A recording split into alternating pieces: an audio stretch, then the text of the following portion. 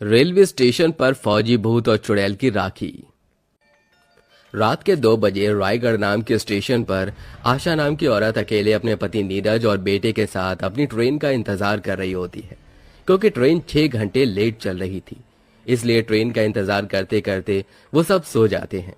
Station पर सिर्फ आशा अपने पति और बच्चे के साथ अकेली होती है और ज्यादा रात होने की वजह से सारी दुकानें भी बंद हो जाती हैं। पर तभी बच्चे की आंख खुलती है और वो चुड़ैल को राखी लेकर घूमते हुए देखता है। भाई, तुम कहाँ हो? देखो, तुम्हारी छोटी तुम्हें कब से ढूंढ रही है। कल राखी है, क्या इस बार भी तुम अपनी बहन से राखी नहीं बंधवाओगे? बेटा, क्या तुमने यहाँ किसी फौजी अंकल को देखा है? नहीं। क्या तुम अपने परिवार के साथ यहाँ सो रहे हो और तुमने यहाँ किसी फौजी को नहीं देखा? झूठ बोल रहे हो मुझसे। बच्चे की बात सुनकर चुड़ैल को गुस्सा आ जाता है और वो उसे और डराने लगती है। बच्चा पहले से ही डरा होता है, पर चुड़ैल की ये बात सुनकर वो और भी ज्यादा डर जाता है और डर से अपनी आंखें बंद कर लेता है और जोर जोर से चिल्लाने लगता है। बच्चे की आवाज सुनकर आशा और नीरज की आंखें खुल जाती हैं। क्या हुआ बेटा, तुम इतनी जोर से क्यों चिल्लाए? माँ, मैंने यहाँ एक चुड़ैल देखी जो राखी लेकर घूम रही है और किसी फौजी के बारे में मुझसे पूछ रही थी, और जब मैंने उसे मना किया तो वो मुझे मारने के लिए आगे बढ़ी। बेटा, तुमने कोई सपना देखा होगा। नहीं माँ, मैं सच कह रहा हूँ। मैंने कहा था तुमसे, वो पागल अंजलि मरने के बाद भी राखी लेकर यहीं घूम रही है, अपने भाई को राखी बांधने के लिए। इसीलिए बोल रही थी मैं तुम्हें कि इस स्टेशन से ना जाकर कोई दूसरा स्टेशन ले लेते हैं, पर तुम्हें तो यहीं से जाना होता है। पता नहीं तुम मेरी कभी सुनते क्यों नहीं हो। अरे इतना नाराज क्यों हो रही हो? आज तक अंजलि ने किसी का कुछ नहीं बिगाड़ा। अब बच्चे के सामने उसकी बातें मत करो। ट्रेन बहुत ज्यादा लेट है, मेरी मानो तो अभी मौका है। यहाँ से दूसरे स्टेशन चलते हैं, वहां से हम अपनी ट्रेन पकड़ लेंगे। मैं अपने बच्चे को इस तरह से डरा सहमा नहीं देख सकती, और वैसे भी मुझे चुड़ैल पर जरा भी भरोसा नहीं है। चुड़ैल बनने के बाद चुड़ैल सिर्फ खून की प्यासी होती है। माँ, आप और पापा किसकी बातें कर रहे हो?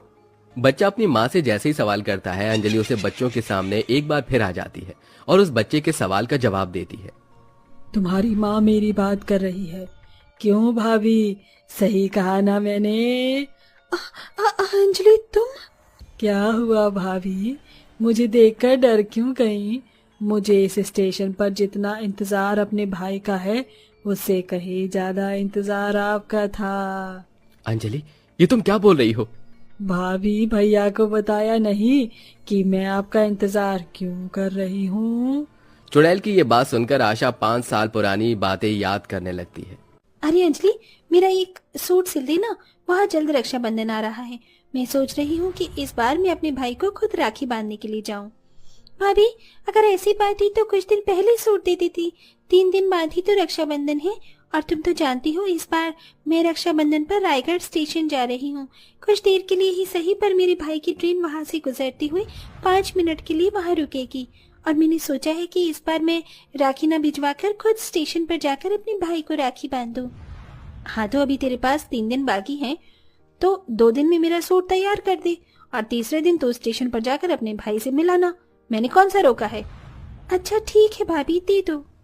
आशा अपना सूट अंजलि को देकर वहां से चली जाती है। अंजलि एक टेलर थी और उसने अपनी छोटी सी दुकान खोल रखी थी। गांव के सभी लोग अंजलि के ही पास अपने कपड़े सिलवाते थे। अंजलि का भाई विक्की फौज में था। पिछले 2 साल से अंजलि ने अपने भाई को राखी नहीं बांधी थी, इसलिए वो इस राखी अपने भाई को राखी बांधने के लिए बड़ी ही बेताब थी। और अब देखते ही देखते राखी का दिन आ जाता है और अंजलि तैयार होकर रात को हाथों में राखी लेकर निकलने लगती है कि तभी वहां आशा आती है। अरे अंजलि, कहाँ जा रही हो? हाँ भाभी, बताया था ना आपको कि भैया की शिफ्टिंग हो रही है, तो वो किसी दूसरे शहर जा रहे हैं और उनकी गाड़ी रायगढ़ स्टेशन से होकर जा रही है। वहाँ पर 5 मिनट रुकेगी ट्रेन, और इसी 5 मिनट में मैं अपने भाई को राखी बांधूंगी। अच्छा, मुझे तुमसे एक बात करनी थी। अगर तेरे पास समय है तो क्या हम थोड़ी सी बात कर ले? हाँ भाभी, अभी मेरे पास बहुत समय है, आप जल्दी से बताओ क्या बात करनी है। अंजलि, मेरी एक बहन है, वो लंगड़ी है, इसलिए उसका कहीं रिश्ता नहीं हो रहा, और तेरे तो माँ बाप भी नहीं है। तुझे तो एक भाभी की जरूरत है। तू अपने फौजी भाई की शादी मेरी बहन से करवा दे। भाभी, ये आप कैसी बातें कर रही हो? आपको पता है ना, मेरे भाई का रिश्ता 2 साल पहले ही लग चुका है। वो तो भैया को छुट्टी नहीं मिल रही, इसलिए शादी नहीं हो रही, वरना अब तक मेरी भाभी इस घर में आ चुकी होती। माफ करना मुझे, पर मैं अपने भाई की शादी आपकी बहन से नहीं करवा सकती। क्यों नहीं करवा सकती? क्योंकि मेरी बहन लंगड़ी है? नहीं भाभी, आप गलत समझ रही हैं। ऐसा कुछ नहीं है। आप प्लीज मुझे जाने दो, मुझे लेट हो रहा है। नहीं, मैं तुझे यहाँ से कहीं नहीं जाने दूंगी जब तक तू इस रिश्ते के लिए हाँ नहीं कर देती। भाभी, आज अचानक से आपको क्या हो गया है? आज ही के दिन आप मुझसे ऐसी बातें क्यों कर रही हो? अब मुझे जाने दो, मुझे लेट हो रहा है। ट्रेन के आने का समय हो रहा है। ट्रेन बस 5 मिनट के लिए ही रुकेगी, इसीलिए तो मैं यहाँ आज आई हूँ। मैं बहुत अच्छे से जानती हूँ कि तू अपने भाई को राखी बांधने के लिए कितनी बेताब है, इसीलिए मैं तुझे आज रोक रही हूँ, ताकि तू इस रिश्ते के लिए मान जाए।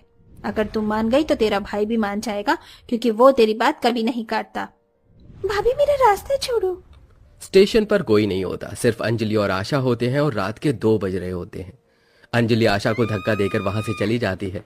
आशा को अंजलि की ये हरकत बर्दाश्त नहीं होती और वो गुस्से में अंजलि के पीछे जाती है, जहां अंजलि स्टेशन पर राखी लेकर अपने भाई का इंतजार कर रही होती है। गुस्से में जलती आशा अंजलि को ट्रेन के आगे धक्का दे देती है और बेचारी अंजलि की वहीं मौत हो जाती है। और आशा गांव में जाकर सभी से झूठ कहती है कि अंजलि ने खुदकुशी कर ली। कुछ याद आया भाभी? आपकी वजह से उस दिन मैं अपने भाई को राखी नहीं बांध पाई।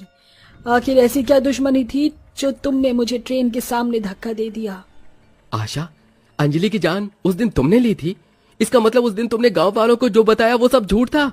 हाँ, मैंने अंजलि की जान ली, पर मेरा इरादा उसे मारने का नहीं था। पर जब उसने मेरी बहन के लिए अपने भाई का रिश्ता ठुकराया तो पता नहीं मुझे क्या हो गया। गुस्से में आकर मैंने वो करा जो मुझे नहीं करना चाहिए था। मुझे माफ कर दो अंजलि। तुमने सोच भी कैसे लिया कि मैं तुम्हें माफ कर दूंगी? मैं तुम्हारी जान उसी तरह लूंगी जैसे तुमने मेरे ली थी। बस एक बार मैं अपने भाई को राखी बांध दूं। अंजलि, आज रक्षाबंधन है। पिछले कई सालों से मैंने भी अपने भाई को राखी नहीं बांधी है। बहुत दिनों के बाद मैं अपने भाई को राखी बांधने के लिए जा रही हूँ। मुझे मेरे भाई को राखी बांधने दो। इतना बोलकर आशा अंजलि के सामने हाथ जोड़कर अपनी जान की भीख मांगने लगती है। पर तभी एक ट्रेन वहां रुकती है और उस ट्रेन में से एक भूत उतरता है, जो अंजलि को आवाज देकर स्टेशन पर उसे ढूंढने लगता है। छोटी, तू कहाँ है? देख, तेरा भाई तुझसे राखी बंधवाने आया है। तुझे याद है ना कि गाड़ी सिर्फ स्टेशन पर 5 मिनट के लिए रुकेगी। उस भूत को स्टेशन पर देख वहां खड़े सभी लोग डर जाते हैं, क्योंकि वो भूत कोई और नहीं बल्कि अंजलि का भाई था। चुड़ैल अपने भूत भाई को देखकर हैरान हो जाती है और उसे रोककर उसके गले लग जाती है। रोते हुए उससे उसकी मौत की वजह पूछती है। भैया, तुम भूत कैसे बन गए? तुम्हारे साथ क्या हुआ? अंजलि मेरी बहन, आखिर तो मुझे मिल ही गई। उस दिन जब ट्रेन यहाँ आई और मैं स्टेशन से उतरा तो मैंने यहाँ लोगों की भीड़ देखी। भीड़ देखकर जब मैं यहाँ आया तो मैंने देखा कि तेरी लाश स्टेशन पर पड़ी है। तेरी लाश को देखकर मेरे पैरों तले जमीन खिसक गई। मैं राखी वाले दिन तेरी मौत का सदमा बर्दाश्त नहीं कर पाया और मुझे हार्ट अटैक आ गया और मैंने भी वहीं दम तोड़ दिया। बस तब से ही मैं हर साल राखी पर इसी स्टेशन उसी ट्रेन में आता हूँ। ट्रेन 5 मिनट के लिए यहाँ स्टेशन पर रुकती है और मैं तुझे ढूंढता हूँ। भैया, मैं भी हर रक्षाबंधन पर यहाँ आकर तुम्हारा इंतजार करती थी, पर मुझे क्या पता था कि मुझे मेरा भाई भूत के रूप में मिलेगा। ये सब कुछ इस आशा की वजह से हुआ है। मैं इसे छोड़ूंगी नहीं। इतना बोलकर अंजलि हवा में उड़ने लगती है और तेज आंधी तूफान चलती है और तेज हवा में आशा खुद को संभाल नहीं पाती और धीरे धीरे स्टेशन के किनारे पर आ जाती है। और जैसे ही ट्रेन आती है आशा ट्रेन के सामने गिर जाती है और उसी वक्त सबके सामने आशा की मौत हो जाती है। आशा की मौत पर उसका पति और बच्चे रोने लगते हैं, तो वहीं अंजलि जो कि चुड़ैल बन चुकी थी वो अपने भूत भाई को राखी बांधती है और इस तरह रक्षाबंधन मनाने के बाद चुड़ैल और भूत की आत्मा को मुक्ति मिल जाती है।